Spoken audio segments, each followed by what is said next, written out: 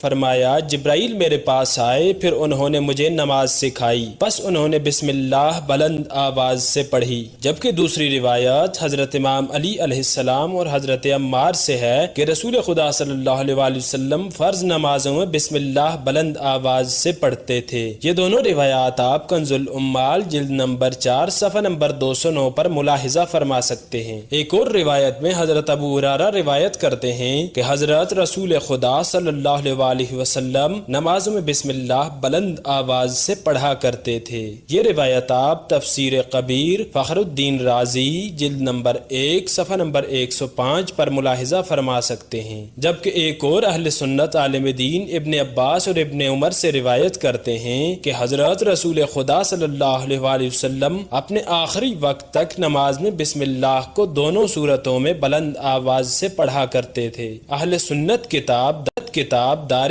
قطنی صفحہ نمبر 112 پر ملاحظہ فرما سکتے ہیں۔ جبکہ اس کے علاوہ صحابی انس بن مالک سے روایت ہے کہ میں نے رسول خدا صلی اللہ علیہ وآلہ وسلم خلفائے ثلاثہ حضرت ابو بکر، حضرت عمر، حضرت عثمان اور امیر المؤمنین حضرت علی بن ابی طالب علیہ السلام کے پیچھے نماز پڑھی۔ یہ حضرات سب کے سب نماز میں بسم اللہ بلند آواز سے پڑھا کرتے تھے۔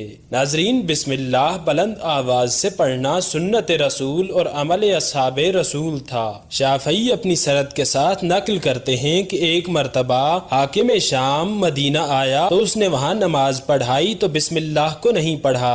رکوع اور سجود کرتے وقت اس نے تکبیر بھی نہیں کہی۔ جب نماز ختم ہوئی تو مہاجرین اور انصار چیخ اٹھے اور کہنے لگے، اے معاویہ، تم نے نماز سے چوری کی ہے، بسم اللہ کہاں گئی؟ رکوع و سجود کے وقت تکبیر کہاں گئی؟ اس کے بعد حاکم شام معاویہ نے نماز کو تکبیر کے ساتھ دوبارہ پڑھایا۔ ناظرین، یہ روایت مسند شافعی صفحہ نمبر 113، تفسیر کبیر فخر الدین رازی جلد نمبر 1 صفحہ نمبر 206 اور صفحہ نمبر 160، جبکہ مستدرک حاکم جلد نمبر 1 صفحہ نمبر 233 پر ملاحظہ فرما سکتے ہیں۔ ناظرین، اگر بسم اللہ سورہ فاتحہ کا جز نہ ہوتا تو مہاجرین و انصار اس کے نہ پڑھنے یا بلند آواز سے نہ پڑھنے پر اعتراض نہ کرتے، لہٰذا یہ روایت بسم اللہ کے جز ہونے اور اس کے بلند آواز سے پڑھنے پر دلالت کرتی ہے، اور اس روایت سے دونوں صورتوں میں استدلال کیا جا سکتا ہے کہ رسول خدا صلی اللہ علیہ وآلہ وسلم نے سورہ فاتحہ کو پڑھا اور بسم اللہ کو ایک مستقل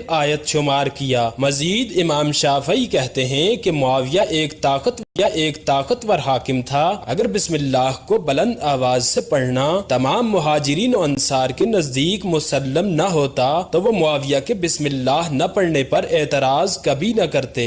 ناظرین، آپ اس روایت کو المستدرک جلد نمبر 1 صفحہ نمبر 232 پر ملاحظہ فرما سکتے ہیں۔ ناظرین، ایک اور روایت جس میں سولبی نے اپنی سند کے ساتھ حضرت ابو ہریرہ سے روایت نقل کی ہے۔ ابو ہریرہ نقل کرتے ہیں کہ پیغمبر اسلام کے ساتھ مسجد میں تھے۔ ایک شخص مسجد میں نماز پڑھنے کے لیے داخل ہوا۔ اس نے نماز شروع کی اور اعوذ باللہ کہنے کے بعد سورہ حمد کو الحمدللہ سے شروع کیا۔ جب پیغمبر اسلام نے سنا تو فرمایا، اے شخص، نماز میں اپنی طرف سے کم کرتا ہے، کیا تو نہیں جانتا کہ بسم اللہ الرحمن الرحیم سورہ حمد کا جز ہے؟ جو بھی اس کو ترک کرے گویا اس نے ایک آیت کو چھوڑ دیا، اور جو ایک آیت کو چھوڑ دے گا گویا اس نے نماز کو خراب کر لیا۔ جبکہ سولی علیہ السلام سے روایت کی ہے کہ جب بھی آپ نماز میں سورہ کا آغاز کرتے تھے تو بسم اللہ پڑھتے تھے اور فرماتے تھے جو بھی اس کو پڑھنے سے گریز کرے گویا اس نے ایک آیت کو کم کر دیا۔ اس کے بعد فرماتے تھے کہ یہ بسم اللہ سورہ حمد کا سرمایہ ہے۔ جبکہ سولبی تیسری روایت طلحہ بن عبید اللہ سے نقل کرتے ہیں کہ پیغمبر اسلام صلی اللہ علیہ وآلہ وسلم نے فرمایا،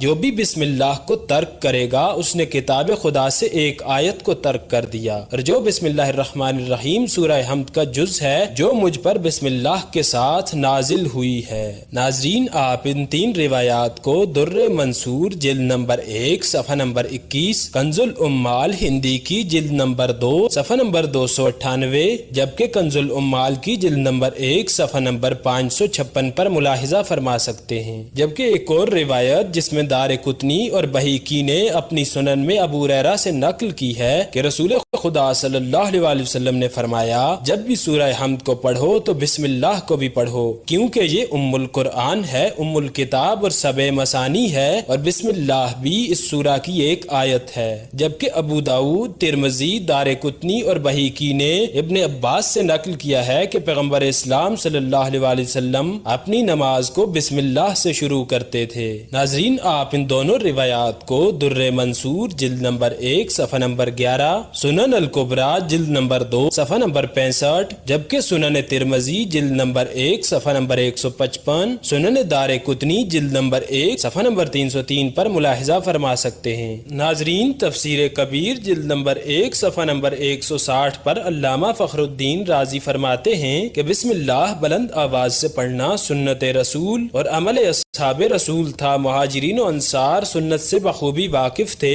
اس لیے تو جب حاکم شام نے سنت نبوی کو ترک کیا تو مہاجرین نے فوراً معاویہ کو چور قرار دیا۔ اور مزید لکھتے ہیں کہ حضرت علی علیہ السلام بسم اللہ کو بلند آواز سے پڑھتے اور تاکید کرتے تھے، جس کے برعکس بنو امیہ نے اپنی عہد سلطنت میں بغض علی میں آپ کے خلاف سختی سے بذریعہ طاقت و زر کوشش کی اور بسم اللہ کو بلند آواز سے پڑھنے سے منع کیا۔ یہ صرف اس لیے ہوا کہ حضرت امام علی علیہ السلام کی کوئی سنت باقی رہنے نہ پائے۔